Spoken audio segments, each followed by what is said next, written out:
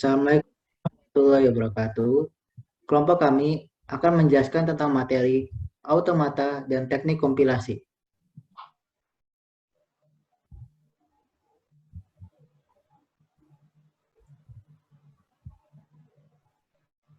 Kelompok kami terdiri dari 5 anggota. Yang pertama, Saya Anggit Nilawas Kadela dengan NPM 101188850. Saya Anissa Indah Nur Aisyah dengan NPM 101189936. saya Fadli Nur Rahman dengan NPM 121183882. Saya Farhan Hari Pratama dengan NPM 1211851. Saya Nabila Anggraini dengan NPM 151180098.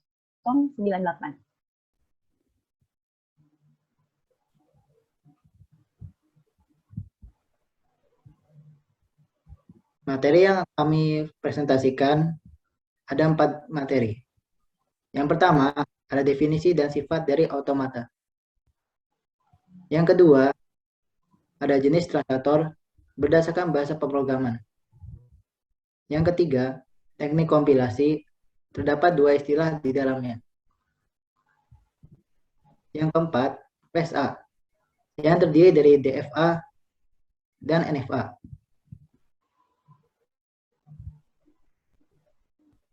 Automata adalah mesin abstrak yang menggunakan model matematika, tetapi matematika yang digunakan benar-benar berbeda dibanding matematika klasik dan kalkulus. Model yang digunakan adalah model mesin state machine model, atau model transisi state transition model.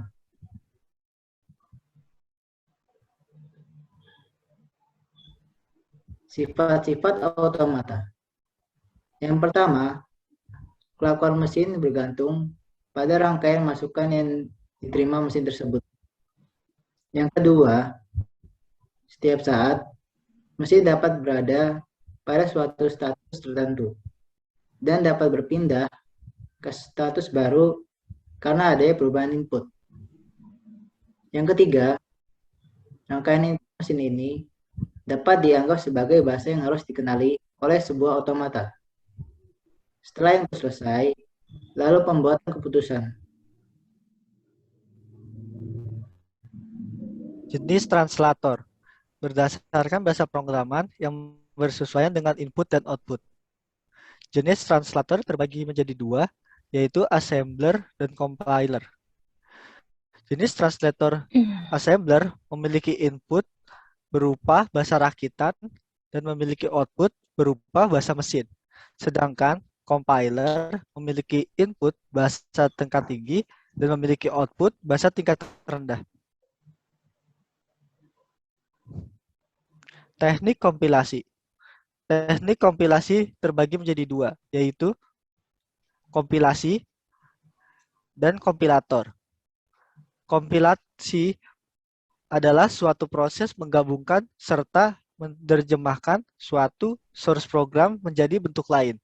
Sedangkan kompilator merupakan teknik dalam melakukan pembacaan suatu program yang ditulis dalam bahasa sumber, kemudian diterjemahkan ke dalam bahasa lain yang disebut bahasa sasaran. Finite state automata.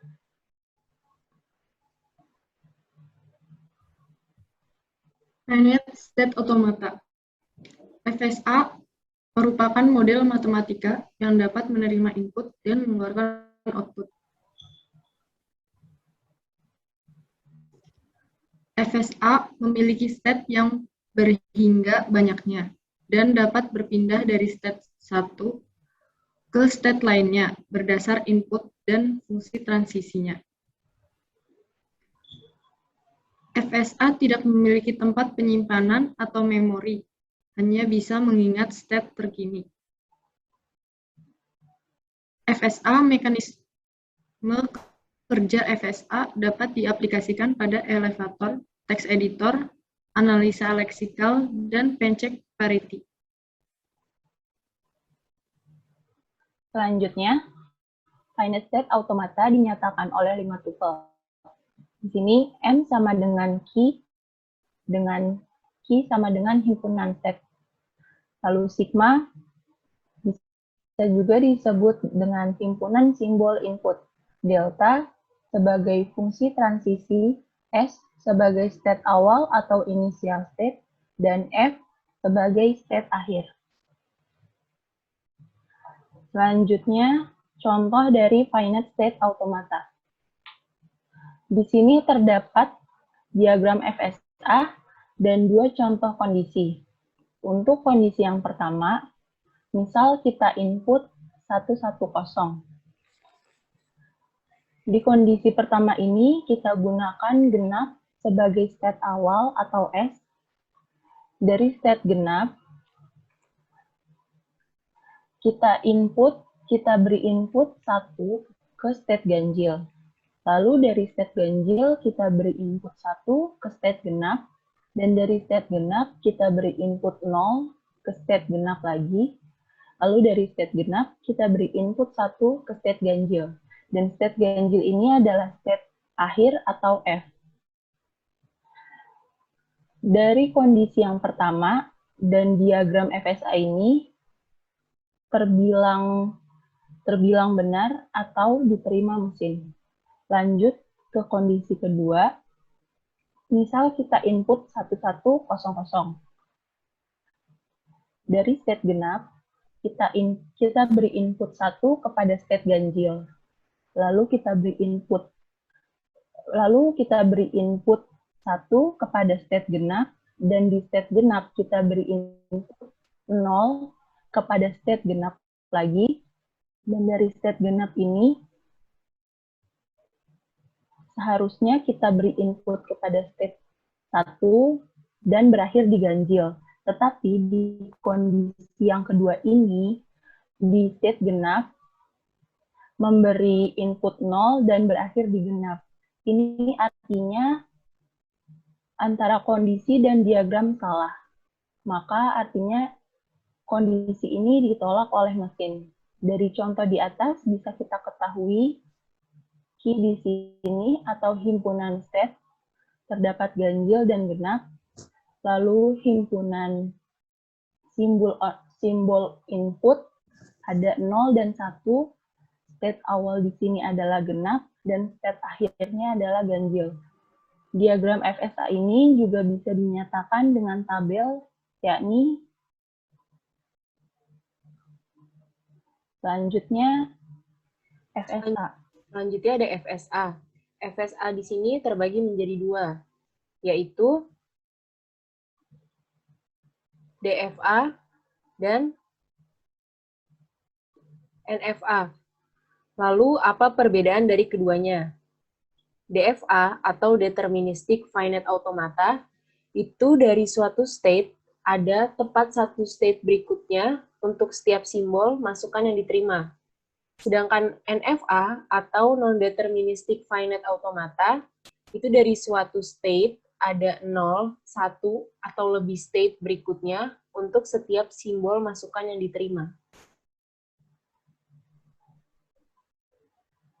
Selanjutnya, di sini ada contoh DFA. Berdasarkan dengan diagram, terdapat 3 himpunan state, yaitu Q0, Q1, dan Q2, di mana state awalnya itu Q0 dan final state-nya adalah Q2. Untuk penjelasannya, Q0 memberikan inputan A kepada Q0, lalu Q0 memberikan inputan B kepada Q1. Selanjutnya, Q1 memberikan inputan A kepada Q1 dan memberikan inputan B kepada Q2. Dan selanjutnya, Q2 memberikan inputan A kepada Q1. Dan Q2 memberi inputan B kepada Q2 atau dirinya sendiri, di mana merupakan final state.